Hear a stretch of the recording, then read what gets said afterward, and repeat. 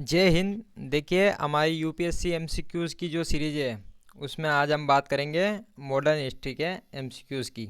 आज हम जो है इसमें आधुनिक भारत से संबंधित महत्वपूर्ण प्रश्नों की बात करेंगे जो कि यूपीएससी प्रीलिम्स परीक्षा 2023 के लिए महत्वपूर्ण हो जाते हैं। और इनको जो है एक एक करके हम यहाँ पर विश्लेषण के साथ देखेंगे और अंत में जो है आपके लिए एक अभ्यास प्रश्न भी रहेगा जिसका जवाब आपको कमेंट में देना है। तो चलिए शुरुआत करते हैं पहले प्रश्न से। तो पहला प्रश्न है, स्वदेशी आंदोलन के संबंध में निम्नलिखित कथनों पर विचार कीजिए। इसमें स्वदेशी आंदोलनों के बारे में बताना है। तो जिसे पहला कथन है, इसने देसी शिल्पकारों के कौशल तथा उद्योगों को पुनर्जीवित करने में योगदान दिया। दूसरा कथन है, स्वदेशी आंदोलन के एक अवयव के रूप में राष्ट्रीय शिक्षा परिषद की स्थापना हुई। तो इनमें से बताना कि कौन सा कथन जो है वो सही है। जैसे केवल एक, केवल दो, एक और दो दोनों, न तो एक और न ही दो। तो इसका सही जवाब है ऑप्शन सी, एक और दोनों। जो दोनों कथन है वो सही है। अब इसको यहाँ पर विश्लेषण के साथ देख लेते हैं। यहाँ पर जैसे स्वदेशी आंदोलन की बात करें तो ये 1906 में जो है महात्मा गांधी के द्वारा शुरू किया गया था। स्वदेशी आंदोलन का मुख्य जो उद्देश्य था वो था, जो ब्रिटेन में जो सामान बनते थे जैसे कि मसाले, कपड़े, इस तरह के, तो उनका जो है बहिष्कार करना और भारत में जो सामान बनते थे उनको अपनाना था। ये स्वदेशी आंदोलन का प्रमुख उद्देश्य था।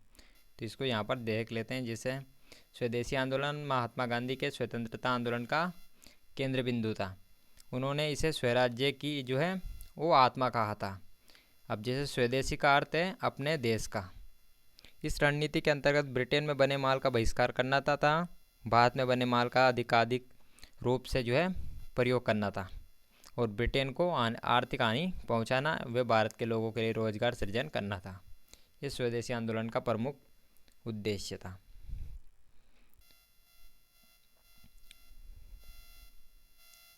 इसके अलावा जैसे आगे बात करें, इस आंदोलन के परिणाम स्वरूप 15 अगस्त 1906 को एक राष्ट्रीय शिक्षा परिषद की जो है वो स्थापना की गई थी।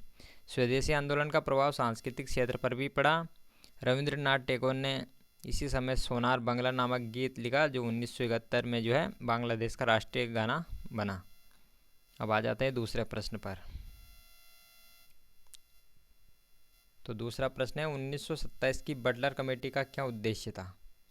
तो ये बताना है कि जो बटलर कमेटी का गठन हुआ था 1927 में, उसका क्या उद्देश्य था। जिसे ऑप्शन ए है, केंद्रीय एवं प्रांतीय सरकारों की अधिकारिता निश्चित करना, भारत के सेक्रेटरी ऑफ स्टेट की शक्तियां निश्चित करना, राष्ट्रवादी प्रेस पर सेंसर व्यवस्था अधिरोपित करना, या फिर भारत सरकार एवं देशी रियासतों के बीच संबंध सुधारना।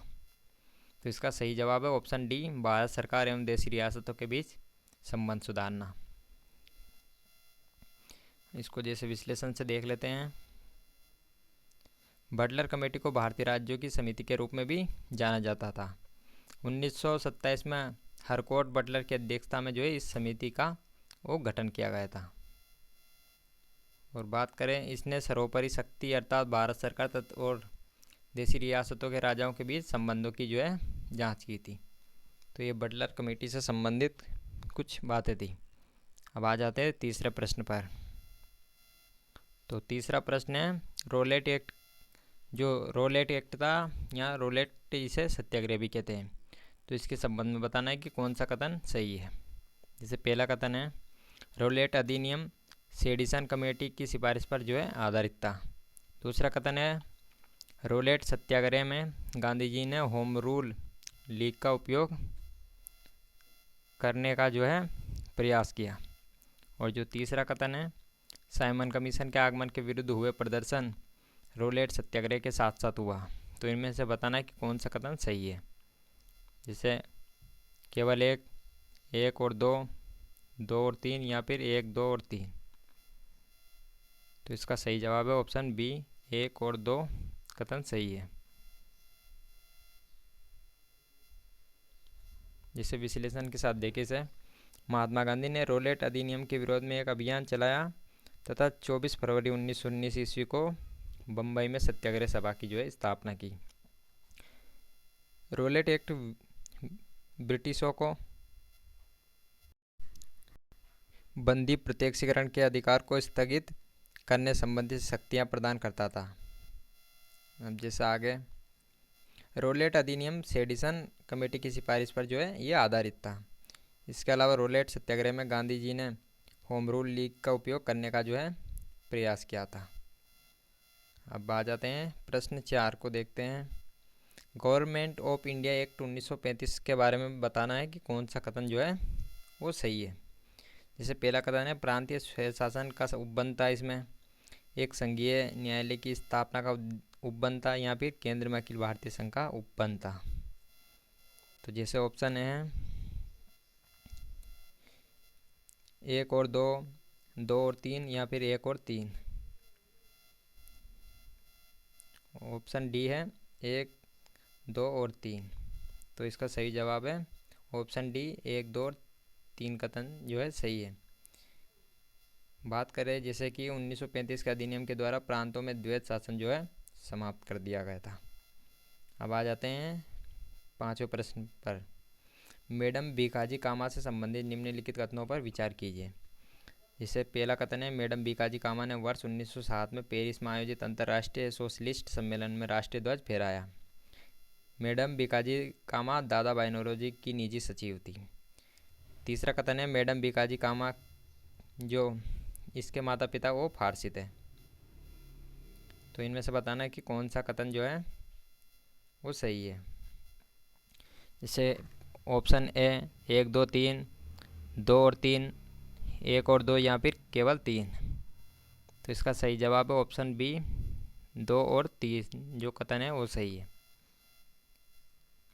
जिसे एक्सप्लेनेशन देके इसका, मैडम भीकाजी कामा ने जर्मनी में 1907 में इंटरनेशनल सोशलिस्ट कॉन्फ्रेंस में भारतीय तिरंगा जो है वो लहराया था। और इसके अलावा बात करें मैडम भीकाजी कामा की, तो इसे जो है भारतीय राष्ट्रीय क्रांति की जननी भी कहते हैं। अब बढ़ते हैं 6ठे प्रश्न पर। निम्नलिखित में से किसने सुबह आज़ादी नामक कविता लिखी। जैसे ऑप्शन ए है साहिर लुधियानवी, ऑप्शन बी है फैज अहमद फैज, मोहम्मद इकबाल या फिर मौलाना अबुल कलाम आज़ाद। तो इसका सही जवाब है ऑप्शन बी, फैज अहमद फैज। सुबह ए आज़ादी 1947 में भारत के विभाजन के पश्चात फैज अहमद फैज द्वारा लिखी गई थी। अब आ जाते हैं 7वें प्रश्न पर। भारत के स्वतंत्रता संग्राम के दौरान घटी निम्नलिखित घटनाओं पर विचार कीजिए।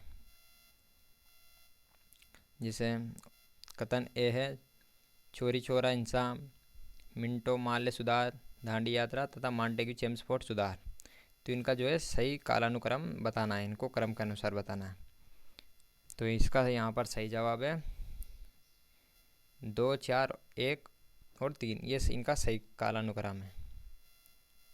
जैसे इनका विश्लेषण देखें तो जैसे चोरी चौरा हिंसा जो वो फरवरी 1922 को हुई थी, मिंटो माल्य सुधार ये 1909 से संबंधित है, दांडी यात्रा 1930 तथा मांटेग्यू चेम्सफोर्ड सुधार ये 1919 का हुआ था।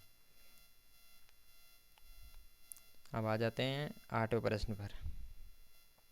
मोडी लिपि का प्रयोग किनके लेखों में किया जाता था।